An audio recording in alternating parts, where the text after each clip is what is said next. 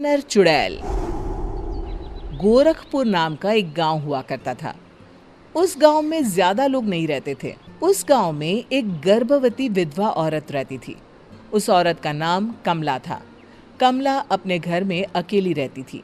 उसके पति की सारी जायदाद उसके नाम हो गई थी, पर सभी गांव वाले उस औरत को मनहूस औरत समझा करते थे और सभी उससे नफरत किया करते थे।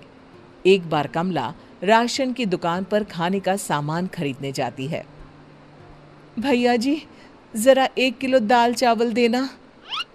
अरे हाय हाय हाय हाय हाय हाय। अरे मनहूस औरत, मेरी दुकान में अपशुगन करवाने आ गई क्या है? चल जा यहाँ से, मैं कुछ नहीं देने वाला हूँ तुझे। भाग भाग यहाँ से, चल जा, निकल। भैया जी, ऐसा मत कहिए, मैं गर्भवती हूँ, मुझे खाने की बहुत जरूरत है, मुझे खाना दे दीजिए। दुकानदार कमला को वहां से धक्के मारकर भगा देता है। तभी कमला रोते रोते उस गांव के किन्नरों के इलाके में आ जाती है। गांव वाले किन्नरों को उसी इलाके में रखा करते थे, क्योंकि वो लोग किन्नरों को पसंद नहीं करते थे और उनके इलाके में रहने से मना करते थे। तो किन्नरों ने उसी गांव में अपना एक इलाका बना लिया था। जब किन्नर लोग देखते हैं कि एक गर्भवती महिला रोते रोते उनके इलाके में आ गई है, तो सारे किन्नर कमला के पास जाकर उसका हाल पूछने लगते हैं। क्या हुआ बहन, तुम्हारी गर्भवती अवस्था में इतनी बुरी हालत कैसे है? तुम रो क्यों रही हो? तुम डरो मत, हम तुम्हें कोई नुकसान नहीं पहुंचाएंगे। तुम शांत होकर सब बताओ कि हुआ क्या है। मैं कमला हूँ, मैं गांव के दूसरे इलाके से आई हूँ। 2 महीने पहले ही मेरे पति की मौत हुई है। मुझे गांव के लोग मनहूस मानते हैं, क्योंकि मैं विधवा हूँ और गर्भवती भी। वहाँ के लोग मुझे खाने के लिए कुछ बेचने के लिए भी तैयार नहीं, जिससे मेरा गुजारा नहीं हो रहा था। कोई बात नहीं कमला, हम तुम्हारा ख्याल रखेंगे। किन्नर लोग कमला को एक खाली घर में रहने के लिए जगह दे देते हैं और उसकी देखभाल भी करते हैं। कुछ ही महीने बाद कमला अपने बच्चे को जन्म देती है, पर अफसोस, कमला बच्चे को जन्म देते ही अपनी जान गंवा देती है। जब सब किन्नर बच्चे को देखते हैं तो बहुत खुश हो जाते हैं, क्योंकि वो बच्चा भी किन्नर ही था। कमला ने एक किन्नर बच्चे को जन्म दिया था। अब इस बच्चे की देखभाल कौन करेगा? हम तो इस बच्चे को गांव के दूसरे इलाके में भी नहीं भेज सकते। अरे तो क्या हुआ, इस बच्चे की माँ नहीं रही तो हम इसे पालेंगे। अब ये हमारे इलाके में रहेगा, हमारे साथ रहेगा। फिर वो किन्नर उस किन्नर बच्चे को गोद ले लेते हैं, उसका नामकरण कराते हैं। उस किन्नर बच्चे का नाम शक्ति रखा जाता है। देखते ही देखते शक्ति बड़ी होने लगती है। उसके रंग रूप बहुत सुंदर थे। वो बहुत सुंदर किन्नर दिखती है। एक दिन शक्ति एक किन्नर से पूछती है, माँ जी सुनिए ना, ये गांव के दूसरे इलाके में भी तो लोग रहते हैं, तो हम वहाँ क्यों नहीं जाते? हम उनसे अलग क्यों रहते हैं? शक्ति, क्योंकि वो लोग हमारे जैसे नहीं, वो लोग हमें पसंद नहीं करते, इसीलिए हम उनसे अलग रहते हैं। क्यों? वो हमें क्यों पसंद नहीं करते? मुझे एक बार उस इलाके में जाना है, मैं एक बार वहां जाकर घूम कर आऊं।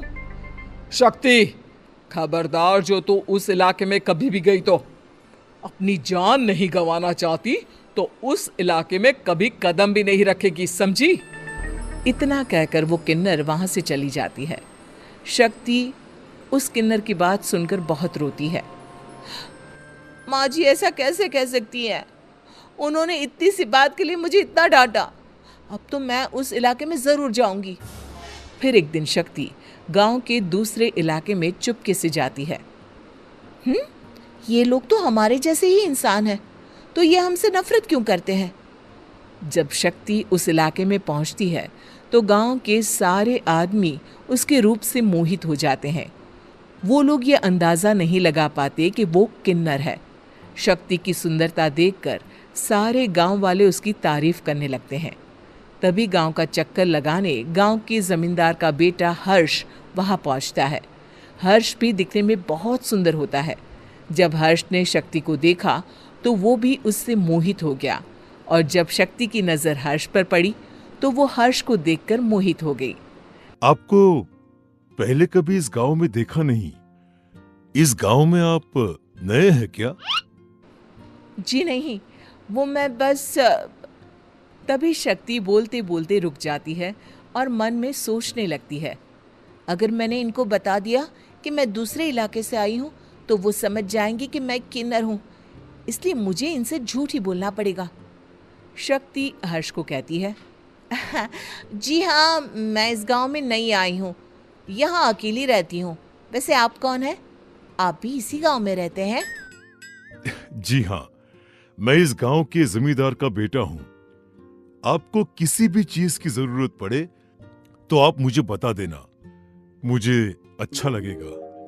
ऐसे ही शक्ति और हर्ष एक दूसरे से रोज मिलने लगते। वो दोनों अपने प्यार का इजहार करने एक दूसरे से मिलने जाते हैं। तभी शक्ति का पीछा करते करते एक किन्नर वहां आ जाती है। शक्ति, मैं तुमसे बहुत प्यार करता हूँ। मैं तुमसे शादी करना चाहता हूँ। क्या तुम मुझसे शादी करोगी? हाँ हर्ष, मैं तुमसे शादी करूंगी, पर मैं तुमको अपने बारे में एक सच्चाई बताना चाहती हूँ जो मैंने तुमसे छुपा कर रखी है। तभी उनके बीच में ही वो किन्नर आ जाती है। शक्ति, तेरी हिम्मत कैसे हुई ऐसा करने की? वो किन्नर शक्ति को खींचकर गांव के जमींदार के पास ले जाती है। हर्ष भी वहां शक्ति को बचाने के लिए पहुंच जाता है। जमींदार शक्ति और हर्ष के प्यार के बारे में सुनकर गुस्से में आ जाता है और शक्ति को गांव के बाहर निकालने की सजा देता है। शक्ति ये बात सहन नहीं कर पाती और कुएं में कूदकर अपनी जान दे देती है। जमींदार हर्ष की शादी गांव की एक लड़की से करवा देता है, पर हर्ष इस शादी से खुश नहीं होता। शक्ति अपना बदला लेने के लिए मरने के बाद किन्नर चुड़ैल बन जाती है। अब मैं इन गांव वालों को नहीं छोड़ूंगी, अब इनसे मैं अपने प्यार का बदला लूंगी। किन्नर चुड़ैल गांव वालों को परेशान करना शुरू कर देती है। एक बार वो रात को गांव के खेतों में पहुंच जाती है और वहां आग लगा देती है। सारी फसल जल के राख हो जाती है। जब एक आदमी रात को उठकर देखता है कि खेत में आग लग गई है तो वो वहां पहुंच जाता है।